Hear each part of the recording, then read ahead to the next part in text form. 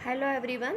हमारा chapter number 7 जावा basics, उसके chapter के अंदर उस चैप्टर के अंदर हमने लास्ट लेक्चर में हमने पढ़ा था कि जावा क्या होता है, introduction to Java, then how to create a simple Java application, then कौन से ऐसे टेक्स्ट एडिटर है जिसकी वजह से हम जावा के प्रोग्राम लिख सकते हैं, उसके बारे में हमने बात की थी। मैंने आपको एक प्रोग्राम भी बताया था कि जो फ़ोन कॉल का कॉस्ट है उसे कंप्यूट करता है, देन बैलेंस है उसे अपडेट करता है। तो इस प्रोग्राम के बारे में भी हमने बात की थी। ओके, तो फिर से एक बार हम रिवीजन कर लेते हैं कि जो जावा है वो ऑब्जेक्ट ओरिएंटेड प्रोग्रामिंग लैंग्वेज है। This is developed by Sun micro system. Okay, then वो किसने डेवलप किया था? तो सन माइक्रो सिस्टम ने 1991 के अंदर उसे डेवलप किया था। तो ये सारी चीज़ें आपको याद होनी चाहिए। देन लास्ट लेक्चर के अंदर हमने जावा का सोर्स कोड क्या होता है, कंपाइलर क्या होता है, then byte code, what is interpreter, उसके बारे में भी डिस्कस की थी कि कोई भी जावा जो है वो हमारी ऑब्जेक्ट ओरिएंटेड प्रोग्रामिंग लैंग्वेज है। ओके, देन सेकंड थिंग कि जो जावा है वो प्लेटफॉर्म इंडिपेंडेंट है, उसका कोड हम रीयूज़ कर सकते हैं। तो ये सारे उसके एडवांटेज है। ओके, देन जो सेकंड थिंग ये है कि कोई भी कंप्यूटर होता है तो वो डायरेक्टली जो सोर्स कोड को समझता नहीं है। ओके, जो हमारा कंप्यूटर होता है वो 0 1 यानी कि बाइनरी लैंग्वेज भी बोल सकते हो या मशीन लैंग्वेज भी बोल सकते हो, तो वो लैंग्वेज वो समझता है। जो यूज़र जो होता है, जो वो कोड लिखता है, तो वो जावा का सोर्स कोड होता है जिसे हम सोर्स कोड बोल सकते हैं। फॉर एग्ज़ाम्पल कि हम ये बोल सकते हैं कि जो ह्यूमन समझता है, ह्यूमन की जो लैंग्वेज होती है वो लैंग्वेज जो सोर्स कोड होती है, लेकिन वो लैंग्वेज कंप्यूटर समझ नहीं पाता है।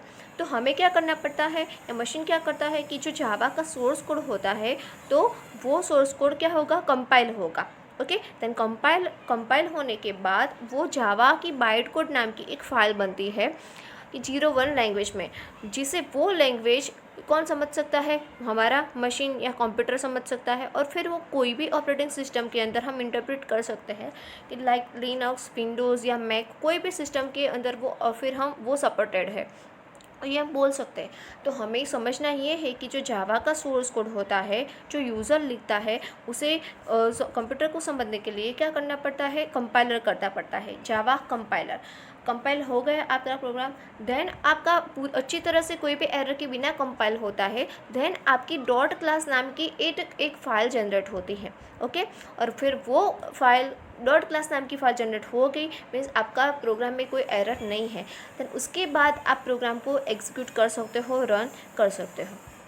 ओके, आज हम बात करेंगे कि हम अगर हमें साइड एडिटर के अंदर कोई भी प्रोग्राम लिखना है तो हम कैसे लिखना चाहिए, उसका स्ट्रक्चर कैसा होना चाहिए। साइड एडिटर के अंदर कोई भी फाइल को ओपन करना है, हमें सेव करना है, कंपाइल करना है, गो करना है, एग्जीक्यूट करना है, मतलब कि एग्जीक्यूट करना है, तो कैसे कर सकते हो आप। तो first of all side editor आपने ओपन कर दिया है। ओके, देन हम क्या करेंगे, हमें न्यू फाइल ओपन करनी है। तो फाइल जो मेनू बार होता है उसके अंदर से आपको फाइल सिलेक्ट करना है, फाइल देन न्यू। ओके, किसके लिए, न्यू फाइल के लिए। देन आपको फाइल को सेव करनी है, तो आप क्या करोगे, फाइल मेनू में से सेव ऑप्शन। उसके बाद हमें करना है कंपाइल। तो कंपाइल करने के लिए क्या करना पड़ेगा, टूल ऑप्शन में से कंपाइल सेलेक्ट करना पड़ेगा। आपका कंपाइल हो गया, देन आपको क्या करना है, फाइल को एग्जीक्यूट करना है, रन करना है। तो आपको टूल्स ऑप्शन में से गो में जाना पड़ेगा। तो ये सारे ऑप्शन मोस्ट IMP है, याद रखना है कि साइड एडिटर के अंदर कंपाइल करना है तो कौन सा ऑप्शन सेलेक्ट करना है, then tools and compile. Program को एग्जीक्यूट करना है तो कौन सा सिलेक्ट करना पड़ेगा, then tools and go. Okay, तो ये सारी चीज़ें आपकी क्लियर हो गई कि साइड एक एडिटर है जिसमें हम जावा के प्रोग्राम लिख सकते हैं और ये सारी फैसिलिटी उसमें अवेलेबल है। देन हम बात कर रहे हैं कि स्ट्रक्चर ऑफ जावा प्रोग्राम, जावा के जो प्रोग्राम होते हैं उसका स्ट्रक्चर कैसा होना चाहिए। ओके, तो हर एक लैंग्वेज होती है, मतलब अलग अलग लैंग्वेज होती है, उसके रूल्स एंड रेगुलेशंस होते हैं। ओके, तो जो ये रूल्स एंड रेगुलेशन होते हैं अलग अलग लैंग्वेज के, जिसे हम क्या बोल सकते हैं, सिंटैक्स बोल सकते हैं। मतलब कि हर लैंग्वेज की अपने रूल्स रेगुलेशन होते हैं, अलग अलग सिंटैक्स होती है और हमें उसको फॉलो करनी पड़ती है। ओके, तो जावा और क्या फैसिलिटी देता है, तो जावा हमें variables, expression, statements, branches, loops and method, ये सारी चीज़ों की भी फैसिलिटी देता है। ये है क्या, ये हम आगे डीप में देखेंगे ये सारे टॉपिक। ओके, अभी आपको क्या याद रखना है इस टॉपिक के अंदर, एमसीक्यू याद रखना है कि साइट एडिटर में न्यू कैसे होती है, फाइल को न्यू कैसे करना है, सेव कैसे करना है, एग्जीक्यूट कैसे करना है, कंपाइल कैसे करना है। ओके, तो ये सारे एमसीक्यू आपको याद रखने हैं। देन हम बात करते हैं कि स्ट्रक्चर ऑफ जावा प्रोग्राम। तो हमारा जो जावा का प्रोग्राम का स्ट्रक्चर है वो कैसा होना चाहिए। ओके, तो आप देख सकते हो कि the definition of the method consist of function header and the sequence of statement enclose between curly braces. जो मेथड होती है, फंक्शन होती है, तो फंक्शन हेडर होते हैं, स्टेटमेंट्स होते हैं, तो हमें उसे कर्ली ब्रेसेस के अंदर ही लिखना चाहिए। ओके, वो कंपलसरी है। And variable and method declaration after and before main method is optional.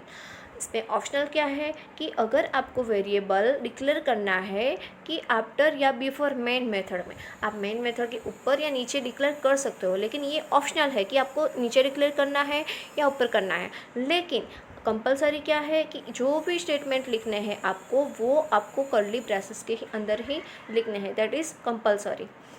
तो ये आपको याद रखना है। ओके, अगर आप ये सारी चीज़ों का ध्यान नहीं रखते हो तो आपके प्रोग्राम के अंदर एरर भी आ सकती है। आप देख सकते हो कि ये उसका स्ट्रक्चर है, पब्लिक क्लास देन क्लास का नेम। ओके, ये जो एंगल ब्रैकेट है जिसे आप प्लेस होल्डर भी लिख सकते हो। ओके, यहाँ पे जो पब्लिक क्लास देन क्लास का नेम, जैसे आगे हमने देखा था ना प्रोग्राम के अंदर जो फ़ोन कॉल का प्रोग्राम था उसमें हमने कॉल को नाम रखा था क्लास का, तो यहाँ पे आपको जो भी नाम रखना है वो रख सकते हैं। ओके, तो पब्लिक क्लास देन क्लास का नेम हमें जो भी लिखना है वो एंगल ब्रैकेट के अंदर लिख सकते हैं। मतलब यहाँ पे क्लास का नेम जो एंगल ब्रैकेट में आता है, जिसे हम प्लेस होल्डर भी बोल सकते हैं। देन है curly bracket, then optional variable declaration and method. यहाँ आप देख सकते हो कि यहाँ पे वो पब्लिक स्टैटिक वॉइड मैन जो है उसके ऊपर भी कर सकते हैं और नीचे भी हम वेरिएबल का डिक्लेरेशन कर सकते हैं। ओके, ये पब्लिक स्टैटिक वॉइड मैन, कोई एक क्लास पब्लिक रखना ज़रूरी होता है, और जो ये स्टैटिक वॉइड मैन है, जो हम ये बोल सकते हैं कि कोई भी प्रोग्राम का जो हम रन करते हैं, एग्जीक्यूट करते हैं, तो वो यहाँ से स्टार्ट होता है, वॉइड मैन से स्टार्ट होता है, जिसे आप मेन पूरे प्रोग्राम की मेन बॉडी भी बोल सकते हो। ओके, देन उसके बाद कर्ली ब्रैकेट, उसमें हमें स्टेटमेंट लिखना है, जो स्टेटमेंट आपको लिखना है वो लिख सकते हो। कर्ली ब्रैकेट को क्लोज किया है, then optional variable declaration and method. Okay, और यहाँ पे भी आप डिक्लेरेशन और कर सकते हो, वेरिएबल डिक्लेयर या मेथड डिक्लेरेशन कर सकते हो।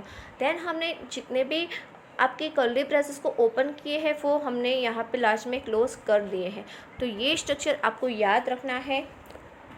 इसमें और एक बात मैंने आपको लास्ट लेक्चर में बताई थी कि जो कॉल कोस्ट, जिसे हमने क्लास का नेम रखा है, फॉर एग्जांपल कि पब्लिक क्लास कॉल कोस्ट है, तो जो भी नाम हमारा क्लास का है वही नाम से हम जावा प्रोग्राम को सेव कर सकते हैं। मतलब ये कंपलसरी है कि जो भी नेम रखते हो, फॉर एग्जांपल कि पब्लिक क्लास आपने ABC रखा है, तो आपको आपके जावा प्रोग्राम का जो आप जब सेव करते हो तो आपको एक्सटेंशन या नाम वही रखना है कि abc.java या फिर callcoast.java।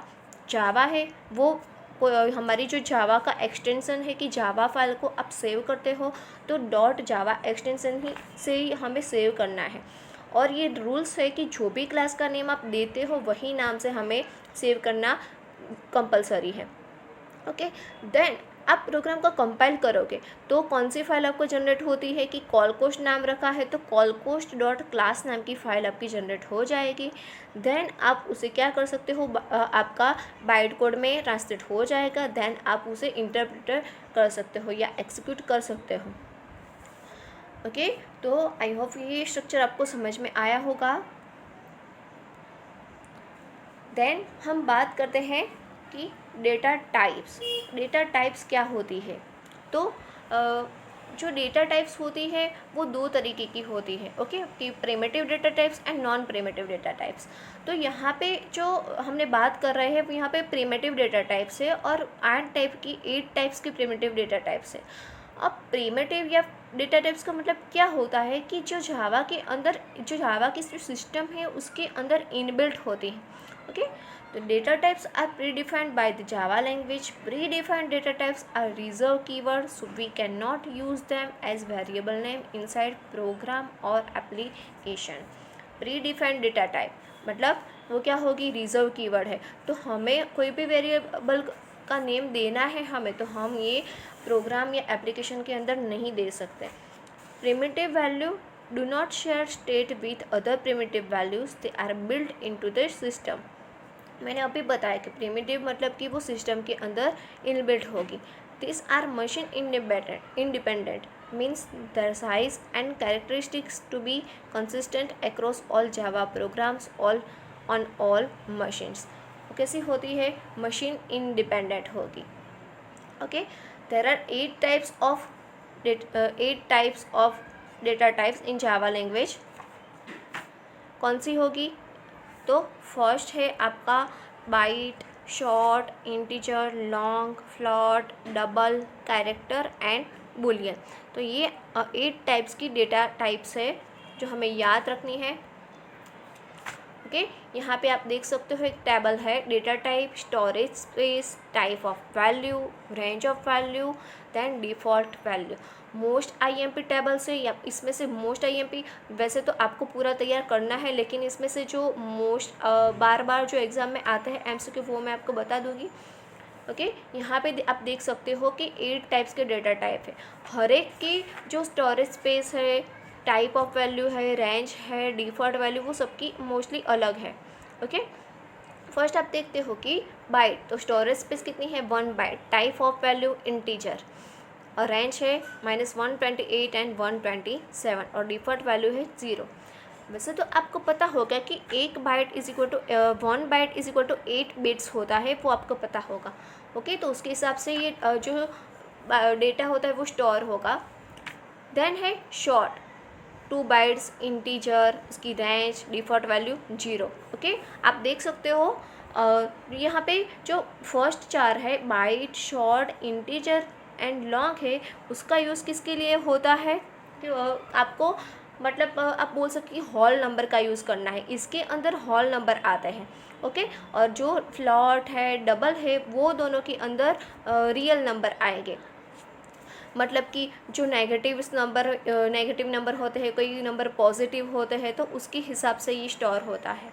देन है कैरेक्टर एंड बुलियन। कैरेक्टर के अंदर क्या आएगा कि 16 बिट यूनिकोड कैरेक्टर सेट। ये जो जावा 16 बिट का यूनिकोड कैरेक्टर सेट को कंटेन करता है, तो उसके अंदर ये एक कैरेक्टर को कंटेन करेगा।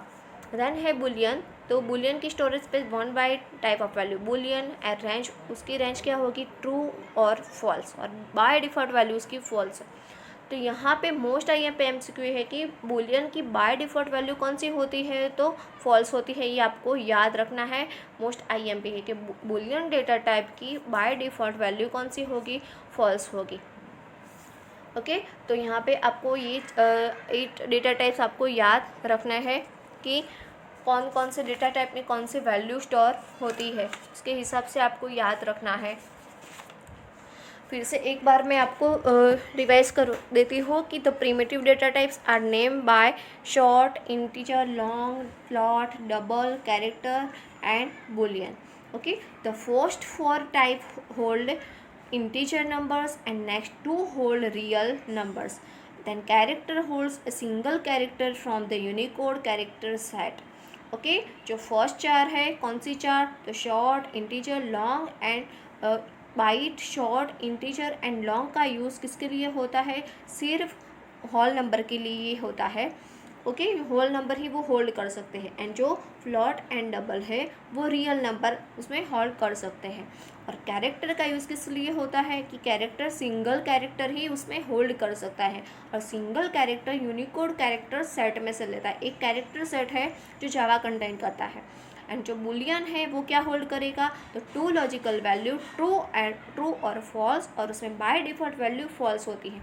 तो ये टेबल में से इतना आपको याद रखना है कि जो होल नंबर कौन होल्ड करता है, रियल नंबर कौन सी डेटा टाइप होल्ड करती है, देन जो कैरेक्टर कौन सी वैल्यू होल्ड करती है, बुलियन कौन सी वैल्यू होल्ड करती है, उसकी बाय डिफ़ॉल्ट वैल्यू कौन सी होती है। तो ये सारी चीज़ें आपको याद रखनी है। ओके, देन ये है आपका इंटीजर डेटा टाइप्स। ओके, जिसमें क्या होगा, बाइट, शॉर्ट, इंटीजर, लॉन्ग, ये साइन वैल्यू है। यहाँ पे आप देख सकते हो कि integer data type is use to store integer value. It is able to store both unsigned and sign integer value. Okay, ये 4 डेटा टाइप है वो कौन सी वैल्यू स्टोर करती है, सिर्फ इंटीजर वैल्यू, मतलब कि जो पॉइंट के बिना की होती है वो वैल्यू उसे स्टोर करती है। Okay, then integer number with b bits precision store sign value in the range of -2 raised to b minus 1 to -1 and 2 raised to b minus 1। जो इंटीजर नंबर्स होते हैं तो वो इंटीजर नंबर्स में sine value कौन सी range में store होती है, तो उसकी ये रेंज है कि इंटीजर के अंदर जो साइन वैल्यू होती है तो वो ये रेंज के अंदर स्टोर होती है। जैसे हमने आगे टेबल में देखा कि अलग अलग रेंज होती है, वैसे ही इंटीजर के अंदर साइन वैल्यू होती है।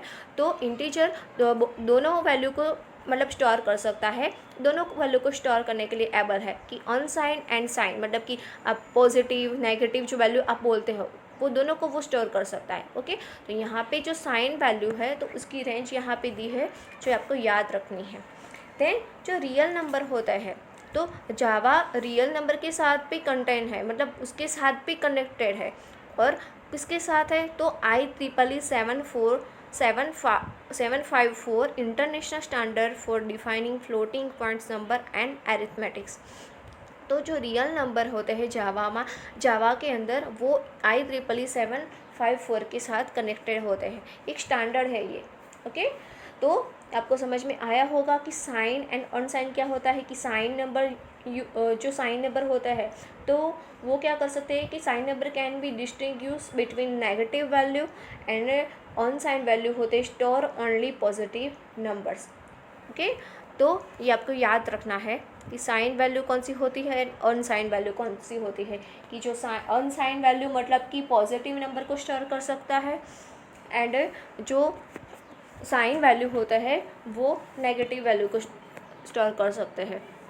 देन है कैरेक्टर डेटा टाइप्स। ओके, तो इंटीजर डेटा टाइप्स के अंदर ये चारों आ गए, ये चारों इंटीजर में होते हैं, byte, short, integer and long. Okay, then है कैरेक्टर डेटा टाइप्स। तो कैरेक्टर डेटा टाइप्स तो ऑब्वियसली वो अनसाइन होते हैं। The data type used to store character is character. Java use Unicode to represent character. There are no negative characters. कि यहाँ पे negative value नहीं होती है, ये सिर्फ कैरेक्टर को रिप्रेजेंट करने के लिए उसका यूज़ होता है। यूनिकोड कैरेक्टर सेट में से कोई भी कैरेक्टर को रिप्रेजेंट करना है देन हम कैरेक्टर डेटा टाइप का यूज़ कर सकते हैं। ओके, यहाँ पे एग्जांपल भी दिया है कि character CS = M, CH1, CH2। Okay, तो यहाँ पे अगर हमें कैरेक्टर को रिप्रेजेंट करना है तो कैरेक्टर डेटा टाइप का यूज़ कर सकते हैं। देन है फ्लोटिंग डेटा टाइप्स।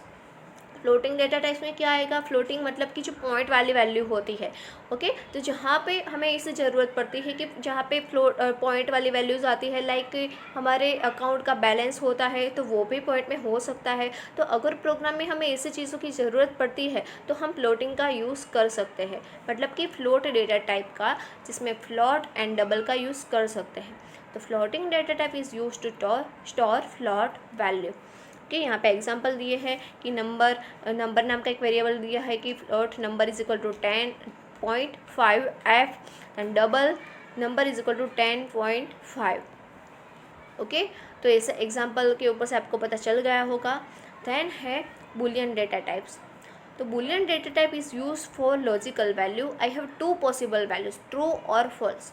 ओके, जहाँ पे प्रोग्राम में हमें लॉजिकल वैल्यू को यूज़ करने की ज़रूरत पड़ती है। आगे आएगा कि कई ऐसे कंडीशनल एक्सप्रेशन आएंगे, ऐसे कंट्रोल स्टेटमेंट आएंगे, इफ एल्स वाले, फॉर लूप वाले, कि जिसके अंदर हमें ट्रू और फॉल्स की ज़रूरत पड़ेगी, दो पॉसिबल वैल्यू की ज़रूरत पड़ती है, तो वहाँ पे हम बूलियन डेटा टाइप्स का यूज़ कर सकते हैं। ओके, तो बूलियन यहाँ पे एग्जांपल के boolean b is equal to true. Okay, यहाँ पे b नाम का एक वेरिएबल लिया है कि b is equal to true if, अगर b ट्रू होता है, कब, कि इफ़ b देन मतलब इफ़ बी मतलब कि B true then system dot out dot print L N I M true. अगर बी ट्रू होता है तो क्या होगा, कौन सा स्टेटमेंट आउटपुट में आएगा, system dot out dot print L N में हम क्या लिखते हैं कि जो आउटपुट हमें डिस्प्ले करवाना है, तो यहाँ पे हमें आई एम ट्रू डिस्प्ले करवाना है। ओके, तो वो लिखा है कि अगर इफ़ बी ट्रू होगा तो ये नीचे वाला स्टेटमेंट डिस्प्ले होता है कि आई M true. Okay, in short Boolean में टू पॉसिबल वैल्यूज़ होती है, ट्रू और फॉल्स, और बाय डिफ़ॉल्ट बुलियन की वैल्यू होती है फॉल्स। ये आपको खास याद रखना है।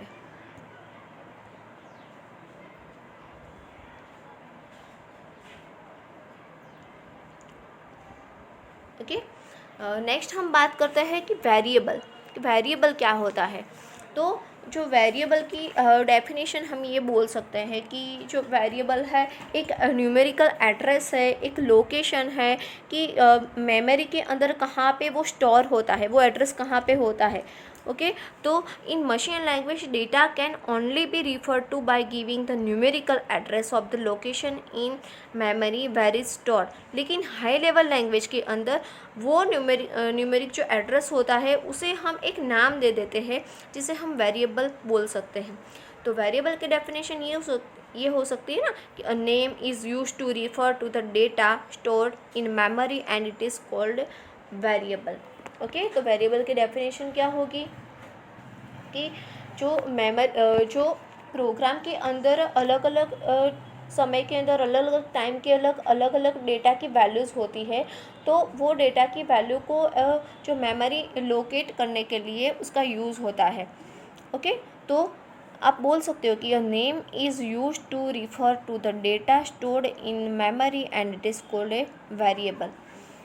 तो वेरिएबल का एक नाम है जो हम याद रखने के लिए कि जो मेमोरी होती है मतलब न्यूमेरिकल एड्रेस होता है, लोकेशन मेमोरी का लोकेशन होता है, तो वो कहाँ पे स्टोर होता है, तो उसको हम एक नाम दे देते हैं हमें याद रखने के लिए कि जिसे प्रोग्रामर जो होता है वो इजीली एक नाम से याद रख सकता है। अब आप इन शॉर्ट मैं आपको एक एग्जांपल देती हूँ कि आप प्रोग्राम लिखते हो। ओके, अगर प्रोग्राम के अंदर हमें क्या करते हैं कि वेरिएबल का कोई न्यूमेरिकल नाम देते हैं, तो अगर वो न्यूमेरिकल नाम हमें याद रहेगा नहीं रहेगा। ओके, कि कोई भी न्यूमेरिकल नाम है ऐसा, तो हमें वो नाम याद नहीं रहता, लेकिन अगर हम उस प्रोग्राम के रिलेटेड कोई नाम दे देते हैं प्रोग्राम में, तो जिसे हम इजीली याद रख सकते हैं, तो इट्स कॉल वेरिएबल। तो ये जो हाई लेवल लैंग्वेज होती है लाइक जावा, तो वो क्या करती है कि न्यूमेरिक एड्रेस की उसके बदले हमें एक मेमोरी लोकेशन में एक नाम देती है, एक वेरिएबल नेम हम उसे स्टोर कर सकते हैं याद रखने के लिए, तो इट्स कॉल ए वेरिएबल। अब आपको समझ में आ गया होगा कि वेरिएबल क्या है, कि एक नाम है जो डेटा को मेमोरी के अंदर डेटा को स्टोर करने के लिए हम उसका यूज़ करते हैं, it's called variable.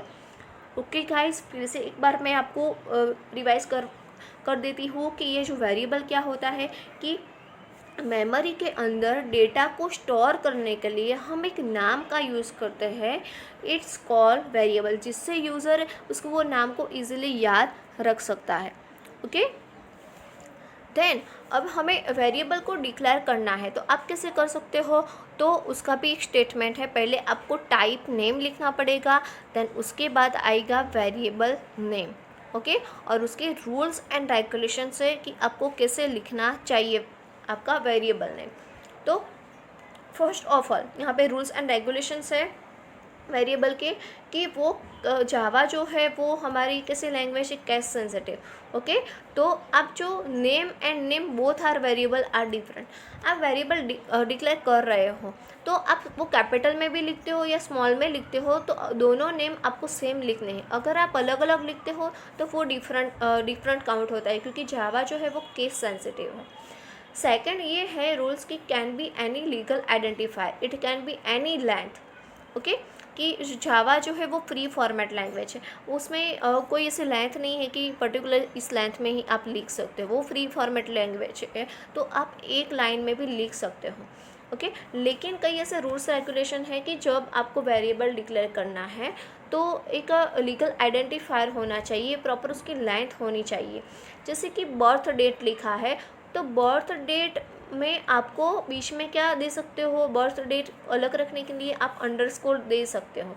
Okay, then result, call cost, top 5 students, आप डिजिट का यूज़ भी कर सकते हो, लेकिन बीच में amount, dollar sign, then dollar sign price, then underscore amount, तो ये सारे राइट है कि आप ऐसे लिख सकते हो। लेकिन रॉन्ग कौन सा है, आप क्या नहीं लिख सकते उसके अंदर? तो रॉन्ग ये है कि आपको पहले नंबर लिखना है तो आप नहीं लिख सकते, आप बीच में लिख सकते हो कि वेरिएबल का नेम आपको लिखना है आपको फॉर मी, लेकिन आप 4 डिजिट आगे नहीं लिख सकते, आपको बीच में लिखना है तो लिख सकते हो। देन परसेंटेज डिस्काउंट, तो परसेंटेज जो साइन है वो आप स्टार्टिंग में नहीं लिख सकते। देन बर्थ डेट, तो बर्थ डेट लिखना है तो बीच में गैप नहीं रखनी है, ये मतलब उसके रूल्स एंड रेगुलेशन में नहीं है कि बर्थ डेट आपको वैसे लिखनी है, तो अंडरस्कोर करना ज़रूरी है। देन @ साइन को भी आप नहीं रख सकते। ओके, तो इसमें क्या राइट है रॉन्ग है आपको याद रखना है कि आपको वेरिएबल को डिक्लेयर करना है तो आप कैसे कर सकते हो। यहाँ पे MCQ में आ सकता है कि इसमें से राइट कौन सा है, रॉन्ग कौन सा है। ओके, तो ये याद रखना है आपको। The letters, digit and 2 special characters must begin with an alphabet and underscore and dollar sign. Okay, जो लेटर्स है, डिजिट है या 2 स्पेशल कैरेक्टर, उसको आप अल्फ़ाबेट से स्टार्ट कर सकते हो, अंडरस्कोर से स्टार्ट कर सकते हो, एंड देन डॉलर साइन से जो साइन है वहीं से आप स्टार्ट कर सकते हो, लेकिन सिंबल के अंदर आप परसेंटेज या @ का यूज़ नहीं कर सकते। Length of variable name can be any number, start with alphabet, however we can use underscore but do not use it. Spaces is not permitted, special character are not allowed। Okay, तो ये सारी चीज़ें आपको ध्यान में रखनी है कि आप क्या कर सकते हो, क्या नहीं कर सकते हो। ओके, कि वेरिएबल के बीच में आपको स्पेस नहीं देनी है, जैसे जो रूल्स एंड रेगुलेशन के अंदर है वही वेरिएबल्स के नेम आपको देने हैं, तो ये सारी चीज़ें आपको ध्यान में रखनी है। Digit at start is not allowed, starting में डिजिट नहीं लिख सकते। Sequence, letter, digit, dollar sign और underscore. Variable name must not be a keyword और रिजर्व वर्ड, जो वेरिएबल का नेम होता है वो कोई भी रिजर्व वर्ड नहीं है और कीवर्ड भी नहीं है, कि like, class, public, static, if, else, while. Keyword and reserve word मतलब कि जो जावा में पहले से ही उसका यूज़ होता है वो रिज़र्व है, पहले से रिज़र्व है, हम उसका यूज़ नहीं कर सकते। लाइक जो क्लास है, कि क्लास का नेम लिखने के लिए हम क्लास का यूज़ करते हैं, तो ये वन टाइप का एक कीवर्ड या रिज़र्व वर्ड है। ओके, एग्जांपल है total, underscore number, total number, total, तो इसे आप वेरिएबल के नेम लिख सकते हो। देन जो वेरिएबल है उसके 3 टाइप्स है, instance variable, class variable and local variable. याद रखना है कि वेरिएबल के टाइप्स कितने होते हैं। Then there are 3 types of variable, instance variable, class variable and local variable. Okay, तीनों में क्या होगा, instance variable are declare in a class but outside a method, constructor और एनी ब्लॉक। जो इंस्टेंस वेरिएबल होता है वो किसमें डिक्लेयर होता है, क्लास के अंदर डिक्लेयर होता है, लेकिन but outside a method, constructor और any block. Class variable are declare with static keyword in a class but outside a method, constructor और block, it is also known as static variable. जो class variable है वो आप किस में declare कर सकते हो, declare with static keyword in a class. आपको क्लास वेरिएबल डिक्लेयर करना है तो आपको स्टैटिक कीवर्ड का यूज़ करना कंपलसरी है। क्लास के अंदर स्टैटिक कीवर्ड के साथ ही आप क्लास वेरिएबल को डिक्लेयर कर सकते हो। It is also known as static variable. क्योंकि क्लास वेरिएबल में स्टैटिक कीवर्ड को लिखना ज़रूरी है, तो इसलिए हम उसे स्टैटिक वेरिएबल भी बोल सकते हैं। थर्ड है local variable. Local variables are declare in method, constructor और ब्लॉक्स। ओके। लोकल वेरिएबल है तो उसे हम मेथड एंड कंस्ट्रक्टर के अंदर डिक्लेयर कर सकते हैं, लेकिन इंस्टेंस वेरिएबल है उसे सिर्फ हम क्लास के अंदर ही डिक्लेयर कर सकते हैं। Okay, we are learning now local variables destroy when method gets execute completely. ये आपको 3 वेरिएबल समझ में आ गए होंगे, इतना डीप में जाना नहीं है हमें, जस्ट हमें जो एमसीक्यू हो रहे हैं वहीं याद रखना है। बाकी आप जितना डीप में जाओगे तो फिर कंफ्यूज हो जाओगे। तो यहाँ और धीरे धीरे हम जितने आगे चैप्टर देखेंगे तो आपको थोड़ा ज़्यादा समझ में आएगा। अभी स्टार्टिंग है तो थोड़ा आपको ऐसा टफ लगेगा कि ये सब क्या है, लेकिन आप ये पढ़ोगे तो आपको समझ में आ जाएगा। ओके, तो फिर से एक बार रिवीजन कर लेते हैं हम कि वेरिएबल क्या होता है, डेटा टाइप्स क्या होती है। तो डेटा टाइप्स आपको याद रखनी है कि दो टाइप्स की होती है, primitive and non primitive. Okay, तो प्रिमिटिव मतलब कि सिस्टम के अंदर जो इनबिल्ट होती है वो प्रिमिटिव होती है। तो यहाँ पे जावा में 8 टाइप की डेटा टाइप्स होती है जिसके नाम है यहाँ पे जो आपको याद रखने हैं। जो फर्स्ट 4 है वो सिर्फ इंटीजर वैल्यू स्टोर कर सकता है। ओके, और जो फ्लोट एंड डबल है वो जो फ्लोटिंग वाले जो रियल नंबर है वो स्टोर कर सकते हैं। कैरेक्टर जो है डेटा टाइप वो कैरेक्टर को स्टोर कर सकता है, और वो कैरेक्टर यूनिकोड कैरेक्टर सेट में से लिया जाता है। जो बुलियन होती है तो वो कब यूज़ होती है, ऐसे स्टेटमेंट के अंदर, कंडीशनल स्टेटमेंट के अंदर बुलियन का यूज़ होता है, जिसमें 2 पॉसिबल्स वैल्यू होती है, ट्रू एंड फॉल्स, और उसकी डिफ़ॉल्ट वैल्यू फॉल्स होती है। ओके, तो यहाँ पे याद रखना है कि इंटीजर डेटा टाइप कितनी है, तो बाइट, शॉर्ट, इंटीजर, लॉन्ग। तो वो दोनों तरीके की लैंग्वेज को स्टोर कर सकती है, साइन एंड अनसाइंड दोनों को।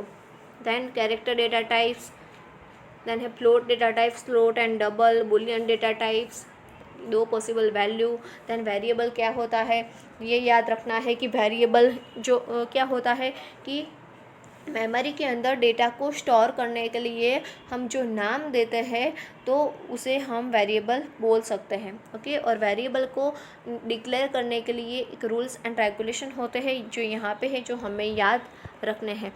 ओके, कि टाइप नेम लिखना है हमें, मतलब कि वेरिएबल आपको डिक्लेयर करना है तो पहले आपको टाइप नेम लिखना पड़ेगा, देन वेरिएबल का नेम लिखना पड़ता है। ओके, टाइप नेम जो है वो कौन लिखता है, वो मतलब कि वो एंगल ब्रैकेट के अंदर लिखा जाता है, एंड वेरिएबल नेम है वो हम कर्ली ब्रैकेट के अंदर लिख सकते हैं। ओके, तो जब हम आगे पढ़ेंगे जैसे प्रोग्राम्स आएंगे तब आपको ज़्यादा समझ में आ जाएगा। अभी वेरिएबल की डेफिनेशन मोस्ट IMP है, याद रखनी है। दैन वेरिएबल के रूल्स एंड रेगुलेशंस आपको याद रखने हैं। दैन वेरिएबल के टाइप्स हैं, 3 टाइप्स है वो याद रखने हैं, instance, class variable and local variable. Okay friends.